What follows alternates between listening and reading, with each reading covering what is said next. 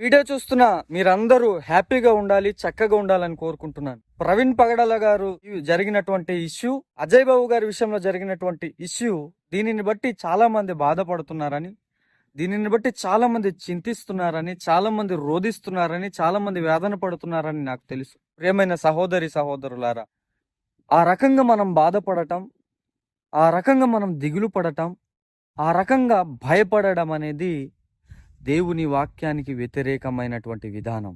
ఎందుకోసం అంటే, ఒకడు క్రైస్తవుడైనందుకు బాధ అనుభవించిన ఎడల అతడు సిగ్గుపడక దానిని బట్టి దేవునిని మహిమపరచాలి. క్రైస్తవుడైనందుకు నీకు బాధ కలిగిందా? ఈరోజు యేసుక్రీస్తు ప్రభు కొరకు బ్రతుకుతున్నందుకు, యేసుక్రీస్తు ప్రభుని ప్రకటిస్తున్నందుకు, యేసుక్రీస్తు ప్రభు విషయమే జీవిస్తున్నందుకు శ్రమ, బాధ, కష్టము, ఇబ్బంది కలిగినప్పుడు మనము దానిని బట్టే దేవునిని మహిమపరచాలి. మనం సిగ్గుపడకూడదు, మనం చింతించకూడదు, మనం బాధపడకూడదు, మనం దిగులు పడకూడదు. ఎందుకంటే మనం అనేక శ్రమలను అనుభవించి పరలోక రాజ్యంలో వెళ్లాల్సిన వారిమై ఉన్నాం. శ్రమ అనేది క్రైస్తవుడికి వస్తుంది, బాధ అనేది, కష్టం అనేది క్రైస్తవుడికి వస్తుంది. సద్భక్తితో బ్రతకను ఉద్దేశించి వారందరూ హింసింపబడుదురు అని దేవుని వాక్యం అంటుంది. కాబట్టి శ్రమ లేని క్రైస్తవుడు ఉండడు, కష్టం లేని క్రైస్తవుడు ఉండడు, ఇబ్బంది పడని క్రైస్తవుడు ఉండడు, బాధపడని క్రైస్తవుడు ఉండడు. క్రైస్తవ్యానికి శ్రమ వస్తుంది. శ్రమ రాని క్రైస్తవ్యం మొదటి నుండి ఇప్పటి వరకు కూడా లేనే లేదు.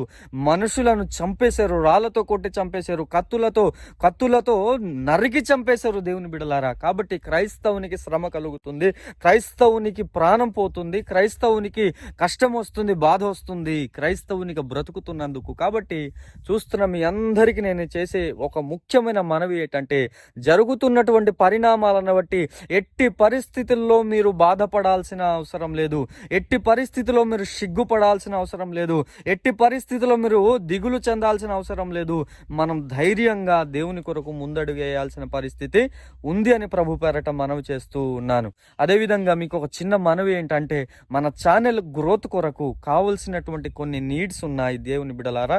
ట్రైపోడ్ కావచ్చు, ట్రైపోడ్ కావచ్చు, లైటింగ్ కావచ్చు, మైక్ కావచ్చు, ఇలాంటివి కొన్ని నీడ్స్ అనేవి ఉన్నాయి. ఒకవేళ మీరు దేవుని చేత ప్రేరేపించబడితే తగినటువంటి సపోర్ట్ మనకు అందిస్తారని ప్రభు పేరట మనవి చేస్తూ, జరుగుతున్నటువంటి పరిణామాలను బట్టి మనం బాధపడక, సిగ్గుపడక, ధైర్యం కలిగి మనం ముందుకెళ్లాల్సిన అవసరం ఎంతైనా ఉందని ప్రభు పేరట తెలియచేస్తూ ఈ మాటలను